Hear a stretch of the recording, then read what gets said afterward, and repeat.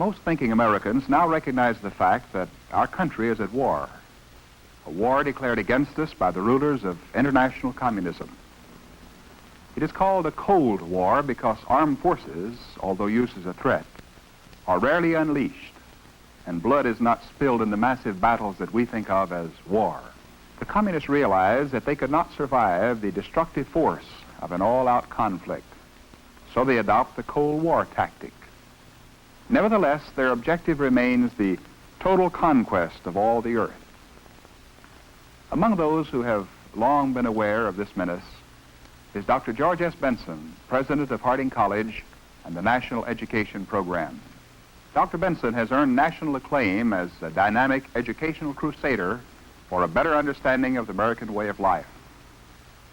He is now speaking to a group of patriotic Americans on the subject, the war we are in. The second portion being televised concerns communism versus capitalism. Now to the threat of communism. You know, as Americans, we'd like to be free, to enjoy the economic well-being, the liberties that are ours under God. But unfortunately, that's not our lot. Unfortunately, communism is challenging every aspect of our American way of life today. We're meeting it on every front. This constitutes the greatest crisis in the history of America. President Kennedy, a few months ago, said this, and I quote, "No hour of any declared war ever presented a greater threat to our security than does the continuous onrush of international communism," end quotes. J. Edgar Hoover, in a speech a few weeks ago at Valley Forge, said international communism constitutes one of our two major threats today. General Eisenhower, toward the close of his second administration, directed the military to help alert the American public to the threat of international communism, the dangers of the fifth column within. The communists themselves make their intentions quite clear. We don't have to guess about what their intentions are. And I believe when we're speaking of the communists today and of their plans, we should speak very factually. We should be careful to document what we say. What I'm saying about the communists tonight and their attitude toward America and their plans here, I'm taking from primary sources. I want to quote from the World Marxist Review. This is an official communist publication. It's a monthly magazine, published in Russian, in Chinese, in German, in English. This English version you may order from Progress Books, 42 Stafford Street, Toronto 3, Ontario, Canada. You may get single issues for 35 cents, $3.50 by the year.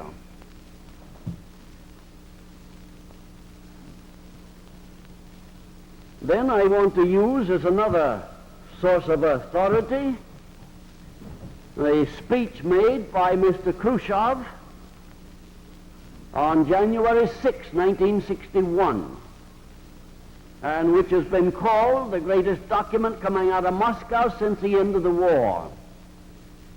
Then I want to use the United States in today's world. This book is written by Gus Hall, Executive Secretary of the Communist Party, published February of last year. I would term it a primer for communist action in America.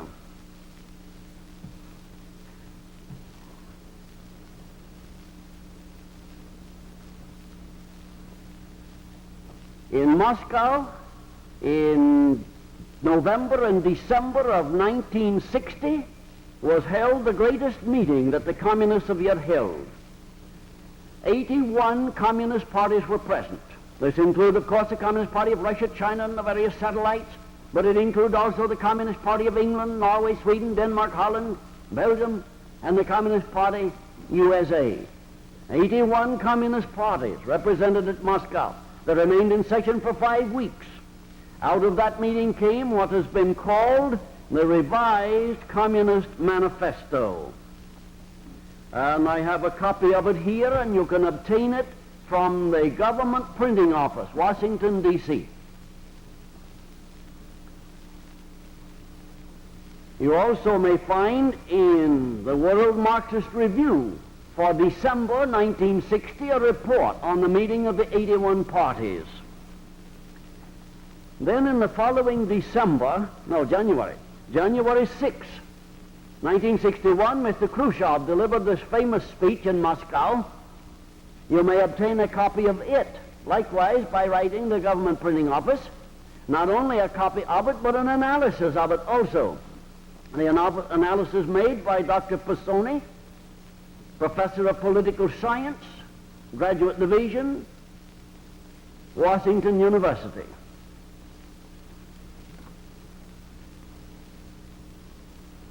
From these you find certain very clear-cut statements.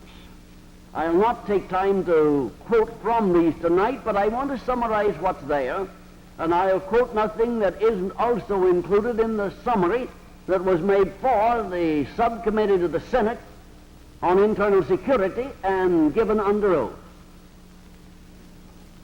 And remember, this Revised Communist Manifesto was signed by all 81 communist parties. First, the 81 parties and Mr. Khrushchev called for stepping up the Cold War against all capitalist nations, quotes, of which the United States is chiefest. It also calls for great care to avoid a hot war now. Mr. Khrushchev made very clear that a hot war now would be to the disadvantage of the Communist Party. He knows well they'd lose a hot war now. U.S. News World Report was voted a few months ago by the American Association of Professors of Journalism from our colleges and universities to represent the best reporting available in America today. U.S. News World Report a few months ago compared current striking power of America and Russia with atomic weapons. And it carried this statement, and I quote, "As of now, America could rain 20 times as much destruction upon Russia as Russia could rain upon America," end quotes. That's why Khrushchev does not want a hot war now. He knows he's not prepared to win it. He understands our power better than most of us do. That's part of his business. Then next, he said, in the meantime, while promoting the Cold War, weaken America, but build up Russia's atomic power. Then he asked and answered this question: can atomic war be indefinitely avoided? And he said it can on one condition, the condition being that all capitalist nations capitulate. But he said some of the capitalist nations may not capitulate. In that event, he said, there will in the end be atomic war. Now that gives very clearly the communist attitude in this crisis. They don't want a hot war now because they know they'd lose it. But they do intend to carry on the Cold War and to thereby weaken America, destroy her will to resist, while building Russia's atomic strength and the strength of other communist nations until they get ready for the hot war, when they would call on us to capitulate or would be atomic war. Then following this meeting of the 81 parties and a famous speech by Khrushchev came the 22nd Communist Congress in Moscow in October of 1961. And there came other declarations. Among them was this: the greatest exploiting nation in the world is the United States. which is accordingly the enemy of all mankind. That was followed by another statement dedicating all the powers and energies of the communist nations to the overthrow of all capitalist and oppressive nations, of which it said the United States is chiefest. So they have all signed a statement declaring that their energies and their resources are dedicated to our destruction. But a Cold War for the time being till they get ready for a hot war. Mr. Khrushchev also advocated certain methods for promoting the Cold War. One, he said, talk up peace. He said, our greatest advantage is the fact we carry the banner of peace. Well, in reality, what do they mean by peace? Why is it that the communists always talk peace and are always stirring up trouble? Well, to us that doesn't seem harmonious. But to them it does seem harmonious, and it is. Why? Because when they talk about peace, they do not mean what we mean when we talk about peace. When we talk of peace, we'd like to have it achieved now. We'd like for hostilities to be put out of the minds of people. We'd like to feel we could look forward to a world in which there would be no hostilities. Is that what a Russian means when he talks about peace? Not on your life. He believes there can be no peace in the world so long as capitalism prevails anywhere. So when he talks about peace, he's talking about that condition which will prevail after capitalism has been destroyed. So to the communist, peace means destroy the capitalist countries. That's exactly what it means. That's communist language. He talks about the struggle, and it's the struggle to destroy the capitalist nations. He talks about peace, and that's the conditions that's to prevail when the struggle has been terminated. Then he said, talk peace fronts. Promote peace fronts. What's a peace front? Well, that's an organization led perhaps by some fairly well-known churchman, and which probably circulates petitions, and which says this: atomic war is too terrible to imagine. We must have no atomic war.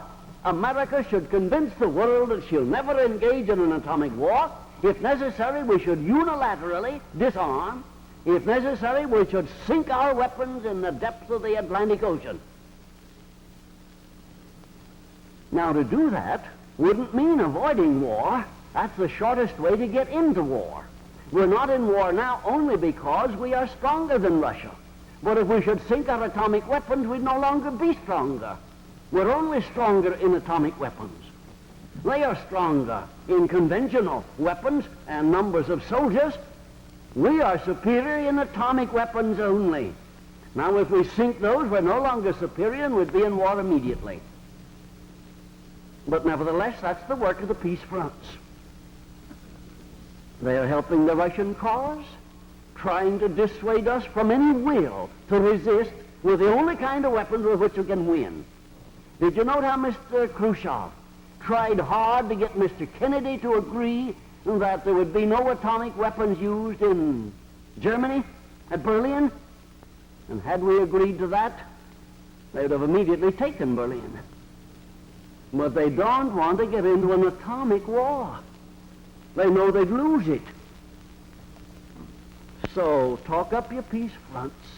Kill the will in America to ever use atomic weapons. Then next he said, coexistence has served us well. Keep talking coexistence. What is coexistence? Well, that simply means this. You let me alone till I get strong enough, and then I'll knock your block off. That's coexistence. Because the communists aim at world domination. Therefore, they have no intention of agreeing to stop at any given line, short of complete world domination. But remember, Khrushchev said we don't want a hot war now. But he said time is the main thing, and I'm quoting him exactly, time is the main thing. He said new peoples, new countries keep joining our side. There are none joining the capitalist side. All we need is time. He said we're gaining rapidly on the capitalist nations in production. All we need is time. He said by 1970 we'll surpass America. By 1975 we'll be far ahead of them. Now that would indicate that he thinks somewhere between 1970 and 75 will be the time he can call for our capitulation or atomic war. So in the meantime, talk peace front, talk coexistence, throw them off guard while we get ready to knock them out. And remember, all communist resources are dedicated to the destruction of exploiting nations, of which America is chiefest. Now, what are some of the other means of carrying on the war? The Cold War. Khrushchev underscored and gave priority to opposition to anti-communist groups. Never before had they taken note of the anti-communist groups. But in the meeting of the 81 parties, they went on record as saying that the anti-communist groups can do us great harm. Well, now, when you understand communism, you know that's an order to start fighting the anti-communist groups. Then when Khrushchev delivered his famous speech, which is reported in this magazine for January 1961, the first 25 pages in that number, reported speech, he again called for opposition to the anti-communist groups. Then in the 22nd Congress, last October, he again underscored the importance of destroying the anti-communist groups. So that has priority. And have you noticed how it's been stepped up in America? The papers that first started it were, of course, The Worker. Here is what was long called the Daily Worker, an official communist publication. This is the one that started calling conservatives ultra-conservatives and ultra-rightists. I've been given both of those names, first by this publication. I'm on the honor list. And then that was followed by New America. This is the official socialist publication, Norman Thomas being one of the regular writers, and he proceeded there to likewise assign those same titles to those fighting communism. Now remember, those titles that appear bad are for the purpose of discouraging and stopping the anti-communist groups. So any anti-communist group today that is effective at all in fighting communism is on the must list with Mr. Khrushchev, with the 81 parties, and with Gus Hall, Executive Secretary of the Communist Party, USA. So expect, if you are effective in fighting communism, you're certainly going to be smeared by these particular publications. The communists and fellow travelers are under orders to fight the anti-communist groups in America. It's going to come. If your very fine youth organization becomes effective in fighting communism, they'll try to infiltrate it and get control of it, and if that doesn't work, they'll try smearing it and try to make it useless and impotent by smearing it. Those are communist tactics, and the communists are under orders to use them. And they're under orders to fight anti-communist groups. Smearing, assigning brands is one of their favorite ways of fighting. Gus Hall, Executive Secretary of the Communist Party, brought out this book 1 month after Mr. Khrushchev's famous speech, 2 months after the closing of the meeting of the 81 parties in Moscow. This book is actually Gus Hall's report to the Communist Party USA. It's the primer for communist activity in America. And here are some of the things that Gus Hall urges them to do. Number one, blame all of America's ills on capitalism. Make capitalism unpopular. Why make capitalism unpopular? Because that's our means of production. And with 6% of the world's people, we're producing 44% of the world's manufactured goods. During World War II, this nation built more weapons than our enemies and their allies all combined. So it's pretty important to try to stop our marvelous productivity. So Gus Hall says, blame all of America's ills on capitalism. Build hatred for capitalism. Then he said, infiltrate employees and alienate them against their employers. Make them think their wages are not high enough, working conditions not good enough. Alienate them from their employers. Then he said, work for much shorter hours and much higher wages. Well, those two things would put us out of the markets if achieved. The markets of the world. We'd lose markets both at home and abroad. Then he said, work with the colored. Join them in any problem they have. Be their friend under all circumstances. Make the Communist Party appear to be the party of the colored. Make it appear to be the party of the workers, the employees. Well, so much for Gus Hall's instruction. He also said, work every evening, work every Sunday, get out and visit people, find prospects for the party, and then cultivate them and try to lead them into the party. Next, he said, work for leadership in many non-communist organizations. Gus Hall said the communists are not numerous enough to take over in America. We can never do it until we gain leadership of many organizations which we did not start. All right, there's your order to the communists in America, to gain leadership of as many organizations as possible that they didn't start. Gain them undercover, gain them not as communists, appear to be the workingest person in the organization you're trying to get control of, appear to have at heart its goals. Get control, and then you can direct it as you try.